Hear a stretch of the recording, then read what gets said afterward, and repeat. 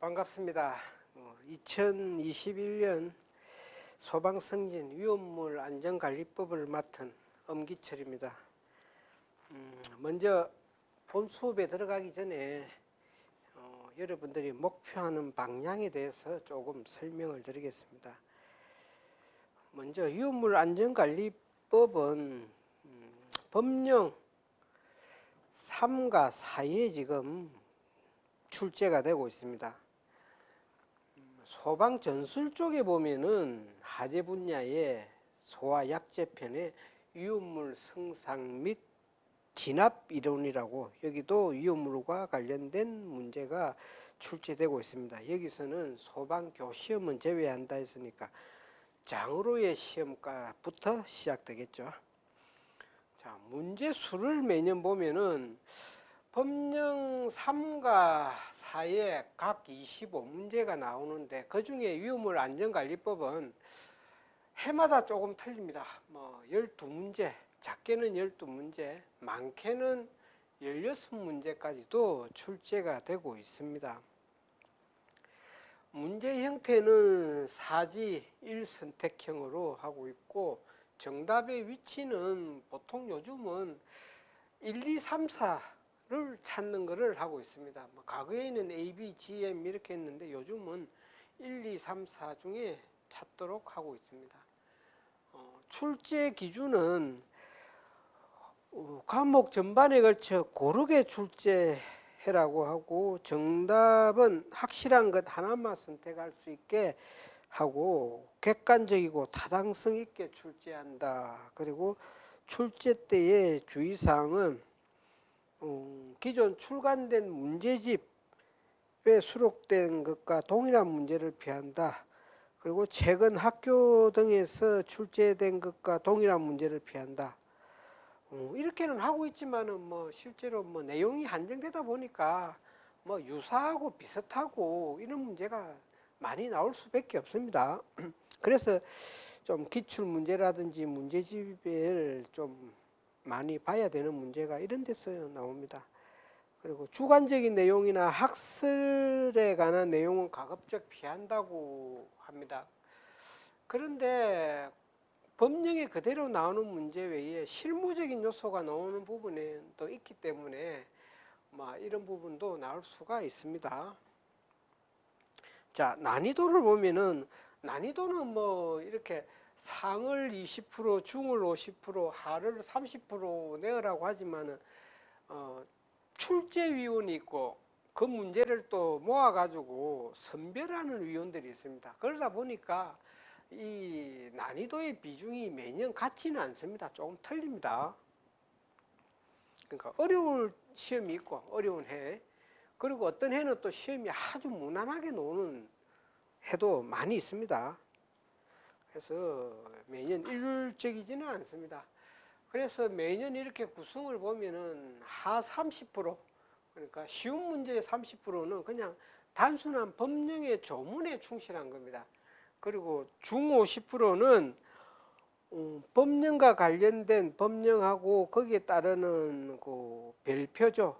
시행령에 나와 있는 별표, 그리고 규칙에 나와 있는 별표가 한 절반 정도 이렇게 혼합형으로 나오는 거. 그리고 문제는 상 20%입니다. 상 20%. 매년 20%가 나오지는 않지만은 그래도 이 정도의 시험을 당락을 좌우하는 것은 상 문제입니다. 법령 별표와 함께 그리고 실무적 요소가 가미된 문제가 한 문제 내지는 두 문제가 나올 수가 있습니다. 그리고 가끔씩 나왔고, 보통 13문제가 나온다고 보면은 일반적으로 10문제는 모두 다 맞춥니다. 어느 정도 학습의 성취도가 있는 직원들은, 학습자들은 13문제 중에 10문제는 무난하게 다 맞춰냅니다. 문제는 나머지 3문제, 2문제 내지는 3문제를 맞출 수 있냐 없느냐가 합격을 하느냐 마느냐입니다. 국가기술자격증 시험처럼 60점, 70점만 되면은 패스하는 시험 같으면은 상관이 없겠지만, 여기는 10명을 뽑는다 하면은 1위부터 10위까지 밖에 승진을 못하기 때문에 그 안에 들어야 되기 때문에 이 세 문제를 맞춰야 되는 겁니다. 이 세 문제를. 이렇게 하려고 또 여러분들이 학습을 시작하는 거고. 자, 첫 번째 법 일반론이 작년 시험이죠. 재작년이죠. 이제는 지금이 2021년도니까 19년도 소방장 시험에 보면은 소방기본법에 법의 실체 규정을 찾아라고 한 문제가 나왔습니다. 이거는 법 일반론입니다. 보통 여러분들 교재에 보면은 제가 매년 법 1조 들어가기 앞부분에 이 내용을 수록을 해놨습니다. 매년. 그런데 여러분들이 그거는 잘 안 보죠. 자, 이 문제가 나왔고, 다음에 유물에 관한 학식을 가지고 보기에 1, 2, 3, 4가 있으면 여기에 뭐 항린 같으면은 뭐 우리가 한글로 항린을 안 하고 피포, 뭐 정린 같으면은 정린이라고 안 적고 피 이래 적어 놓으면 이게 항린인지 정린인지 아느냐 모르냐 이런 문제가 나왔던 때도 있습니다. 학식을. 그리고 유물의 성상 분명, 그리고 우리 시행령 별표 1에 보면은 시행령 별표 1에 보면 유물이 나오는데 거기에 지정된 분명이 있고 또 유물의 성상적으로 정하는 분명이 있습니다. 여기는 좀 실무적인 분명이다 이 말이죠. 사실은 이런 게 시험에 나왔습니다. 이런 게 나와가지고 이 수량에 따른 보유공지를 계산하는 그런 문제가 이것도 19년도 소방이 시험에 나왔습니다. 뭐 클로로벤젠이라든지 뭐 니트로벤진, 벤젠 그리고 글리세린 이런 게 주로 법령에 보면은 나오진 않습니다. 이 분명이 실무적인 성상적인 분명을 이렇게 냈습니다. 이런 문제는 이의가 제기됐습니다. 이의를 제기했는데 그 이의 제기가 인정되지 않았습니다. 기존에 출제된 문제대로 내도 그렇게 답을 해야 된다고 그렇게 왔습니다. 그리고 유물 성상적인 부분이 아까 전에 소방 전술 부분에서 나올 것이라고 이렇게 했지만은 그러한 문제가 나올 수도 있습니다. 다음에 안전거리 보유공지에 대한 어떤 개념 17년도 소방장 시험에 안전거리를 설정하는 기준 요소에 대해서 나왔습니다. 요거는 법령에 대해서 학습을 하면 그 안에 내용이 나오지 않습니다. 어느 실무서라든지 어떤 지침적인 그런 실무 해설서 그런 걸 봐야 알 수 있는 그런 문제였죠. 그리고 법 집행의 실무적 요소가 15년도 소방이 시험에 한 절반 가까이가 이거 실무적인 요소를 좀 개념을 넣어가지고 나온 문제가 나왔습니다. 아주 어렵다고 그러죠. 이때도 마찬가지로 이의를 제기했는데 그 이의 제기를 다 수용하지 않았습니다. 기존에 출제된 문제대로 내도 상관이 없다고 나왔습니다. 그래서 이렇게 문제가 나오면 어려우니까 맞출 수 있는 여러분들의 어떤 역량을 기르셔야 된다는 거죠. 자, 이제 법 일반론을 한번 볼까요? 그렇죠. 유물안전관리법의 구성은 제명, 본칙, 부칙으로 되어 있고 제명은 제목입니다. 제목. 부칙은 법 조문 제일 마지막 뒤에 보면은 나와 있습니다. 법의 실제로 구성은 본칙이죠. 본칙. 실제적인 거는.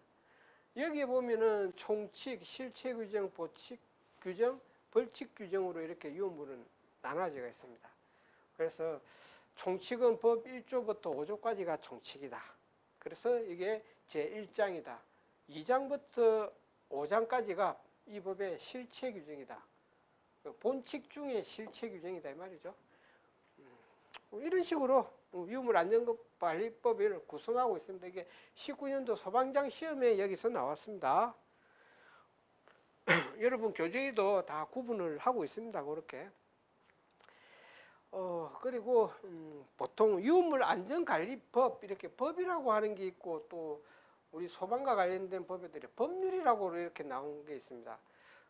학문적으로는 조금 개념이 틀립니다. 학문적으로는 법은 자연법도 포함하는 거고 법률은 국회에서의 성문법을 이야기하는데 학문적으로는 이렇게 나누는데 실제적인 법에 실제로는 이렇게 둘 다 같이 쓰고 있습니다. 어느 법에는 법이라고 하고 어느 법에는 법률이라고 이렇게 하고 있습니다. 학문적으로는 구분이 되는데 실제 법의 제목에는 이렇게 같이 둘 다 그런 개념을 학문적인 것을 이야기하지 않고 그냥 실제적으로 쓰고 있습니다. 자, 이거는 일반 규정은 중요한 것만 하겠습니다. 저희가. 자, 이거 조문의 분류, 특히 항을 한번 보죠. 법 몇 조, 그러니까 법 한 5조가 있으면은 다음에 법에 보면은 제5조, 5조에 동그라미 1이 있을 겁니다. 이게 항으로 읽습니다. 동그라미 1이 법 조문에 항이라고 읽고 합니다. 그러나 여러분들 시행규칙의 별표를 보면은 시행규칙 별표 제조서부터 해가지고 뭐 별표 18, 19 이런 데 보면은 별표 시행규칙 특히 별표를 보면은 로마 숫자가 나옵니다. 이 로마 숫자도 항으로 읽습니다. 항이라고 합니다. 항. 로마 숫자 아시죠? 로마 숫자 1항. 이걸 1항이라고 읽습니다. 1항. 만약에 1에 놓으면은 5항. 이렇게 읽습니다. 읽을 때. 규칙에서는 그렇고 이 법 조문에 있어서는 동그라미 1을 항이라고 읽습니다. 제1항, 제2항.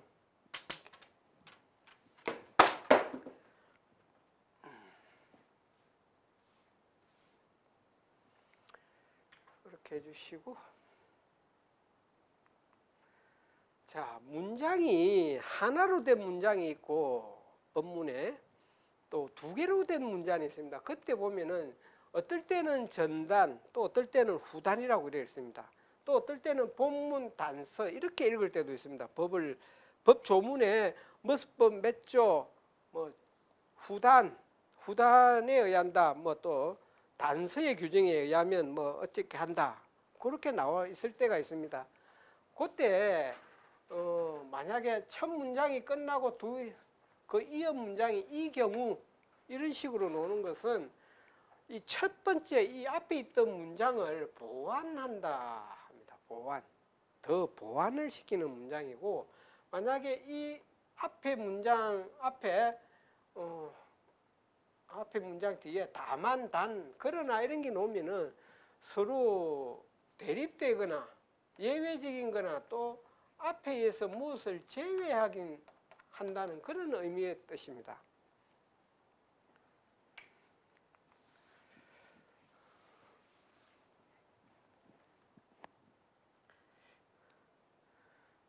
그리고 지금 법에서 대통령령이 나오는데, 대통령령은 법 조문을 볼 때 대통령령이라 그러면은 시행령에서 찾아라 이 말입니다. 행정안전부령에 의한다 이러면 시행규칙에서 찾아라 이런 뜻입니다. 그리고 짧게는 시행령을 그냥 영이라고 하고 시행규칙은 규칙이라고 이렇게 짤막하게 불러도 상관이 없습니다. 그리고 조례와 규칙은 자치법규라고 그러죠. 자, 이렇게 지금 유물안전관리법의 체계는 이렇게 구성되어 있습니다. 법. 그러니까 여기에 법이라고 했지만은 실제로는 학문적으로는 법률이죠. 이게 법률. 국회에서 의결되고 대통령이 선포하는 그런 거죠. 자, 이게 이제 국회 입법이죠. 국회.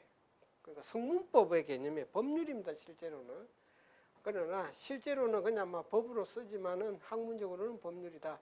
시행령은 영이라 그러고 이건 대통령령이다. 시행규칙은 규칙이라고도 그러고 요거는 부령을 이야기한다. 그리고 행정규칙이라고도 그러고 요즘은 앞에 위임자를 잘 쓰기도 합니다. 위임 행정규칙이라고도 합니다. 이게 이제 훈령, 예규, 교시, 공고 이런 것을 이야기합니다. 그리고 유효물 업무 처리 지침, 유효물 업무 담당자들이 주로 보는 업무를 통일성을 기하기 위한 처리 지침, 그리고 시도별 조례에 관한 사항에 지정 수량 미만일 때, 나중에 배웁니다. 지정 수량에 대해서. 그리고 지정 수량 이상일 때의 임시 저장은 조례로 한다. 요거는 중요합니다. 이 부분. 지금은 모릅니다. 지금은 들어도 잘 몰라요. 그럼 모르면 모르는 대로 계속 들으시면 돼요. 모르는 부분에 거기에 너무 너무 깊이 있게 생각을 하실 필요는 없습니다. 지금 전체적인 과정을 몇 번씩은 여러분들이 들으셔야 되기 때문에. 자, 그리고 좀 실무적인 문제인데 뭐 단속이라든지 이런 업무를 보시면은 현행법을 가지고 적용을 해서는 안 되는 대상이 있어요. 그 집이 언제 허가가 났는지를 보고 그 당시의 법을 찾아가는 요령입니다. 나중에 이거는 실무적인 개념이기 때문에 여러분들이 참고로 아시면 됩니다. 요거는 방금 위험물 시설에 관한 영역이고, 요것은 일반적인 우리가 이야기하는 특정 소방 대상물의 소방 시설입니다. 영역. 요것도 마찬가지로 소방 시설도 지금 현행의 법규를 적용하는 게 아니고 이 집이 언제 건축 허가가 났는지 보고 그 당시의 연도를 찾아가가 해당되는 법을 보고 그 기준에 맞나 안 맞나를 따지는 겁니다. 자, 그리고 위험물 안전관리법의 규제를 영역을 한 5개 정도로 나누고 있습니다. 특히 제일 첫 번째 시설에 관한 기준. 이 시설 기준은 위치에 관한 내용, 그리고 구조, 설비에 관한 구조를 이야기합니다. 시설 기준은.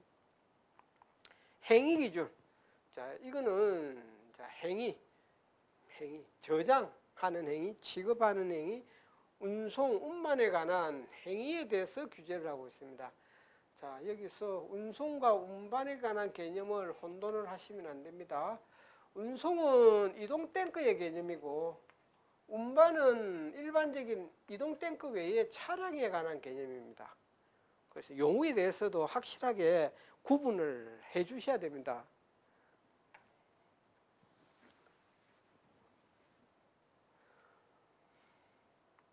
자, 용기 기준. 자, 용기에 대해서는 사용하거나 유통하기 전에 사전에 검사를 받아야 됩니다. 그리고 지금 국내에서는 용기 검사가 9종이 있습니다. 용기 시험은 9종. 나중에 깊이 있게는 나중에 또 배웁니다. 그냥 가볍게만 들어주세요. 인적 규제는 지금 유물 안전관리자, 그리고 대리자, 보조자, 운반자 이렇게 한 구분을 하면 관리자 한 7개, 지금 여기 5개지만 여기 대리자, 보조자를 또 운송 책임자까지 이렇게 좀 구분을 하면은 뭐 5가지로 분류하든지 8가지로 분류하든지 인적 규제를 하고 있습니다. 그리고 행정 감독적 규제, 뭐 신고, 신청, 제출에 대한 그 수리하는, 그리고 시정명령권. 보통 뭐 수리 개조 이전의 명령을 실무에서는 그냥 시정명령이라 그러죠. 간단하게 시정명령이라 그러면은 수리 개조 이전의 명령을 이해하고, 행정처분이라 그러면은 경고, 정지, 그리고 취소하는 이것을 행정처분이라 합니다. 그리고 정기검사, 그리고 감독 및 조치명령, 그리고 벌칙, 행정형벌, 그러니까 벌금, 징역, 그리고 과태료까지 그렇게 행정 감독적인 규제를 이렇게 5가지 영역 정도로 이 법에서 좀 관리를 하고 있습니다. 자, 그리고 간단하게 교재의 구성에 대해서 잠시 보겠습니다. 자, 교재의 구성은 처음에 이렇게 법 1조에 한번 보시면은 여러분들 법 1조나 법 2조는 첫 번에 놓는 게 아마 학습 포인트라고 이렇게 되어 있을 겁니다. 사각 테이블을 해서 사각형으로 해서 학습 포인트가 있을 건데 이게 조문별 학습을 해야 될 주요 포인트입니다. 그러니까 핵심 요약 정리입니다. 그게. 그래서 거기에 조문별 해설, 그리고 하위 법령 등을 재구성해서 이중 학습이 되도록 그렇게 책을 구성을 해놓고, 그리고 문제는 기출문제 중심으로 내었습니다. 기출문제. 뭐 저가 따로 문제를 이렇게 만들어낼 수도 있지만은 그것은 나중에 문제집을 푸실 때 그때 이러한 문제를 이렇게도 낼 수 있겠구나, 또 이렇게 변형을 할 수도 있겠구나 하는 거는 깊이 있는 거는 많은 양의 문제를 풀기 위해서 그거는 문제집에서 독립적으로 하고, 여기는 기출 문제, 몇 년 동안에 나온 기출 문제 중심으로 냈습니다. 그래서 이 법령의 어느 정도의 기초적인 법령을 이해를 했고, 거기에 대한 성취도 한번 풀어보시면 내가 맞추느냐 안 맞추느냐에 따라서 자기가 성취감을 점검할 수 있고, 그리고 기존에 내가 맞았든 틀렸든 간에 이 부분이 중요하구나, 출제 경향이 여기서 자주 나오는구나, 이런 출제 경향을 분석하고 파악할 수 있는 내용입니다.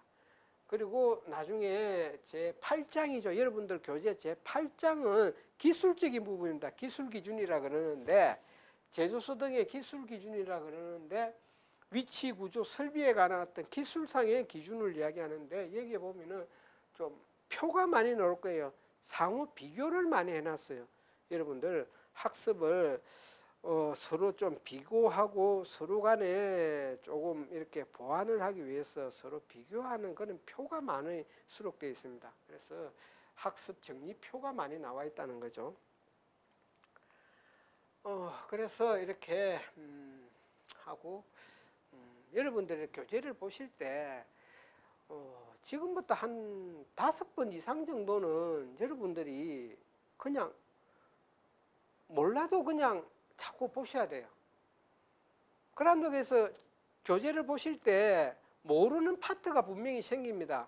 잘 이해가 안 가고, 여기에 너무 고집을 하지 마시고, 내가 이걸 모르면 다음 장으로 안 넘어가겠다, 그렇게 하시지 마시고 일단 모르는 거는 넘어가세요. 다음 페이지로 넘어가시고 알 수 있는 것만 받아들이세요. 알 수 있는 것만 한 3번 4번을 알 수 있는 것만 받아들이고 한 5번 이상 보시게 되면은 전체적인 법을 보는 눈이 생겨요. 시각이. 그래서 이 파트가 어떻게 중요하고, 이 파트는 어느 법, 어느 구성하고 서로 비교해야 된다든지 연계해야 된다든지 그걸 알게 됩니다. 그래서 처음부터 너무 깊이 있게 들어가셔가지고 내가 이걸 모르면 잠이 안 오고 다음 파트로 못 넘어가겠다, 그렇게 고집하시지 마시고 모르면 모르는 대로 한 3번 이상 5번까지는 그렇게 넘기세요.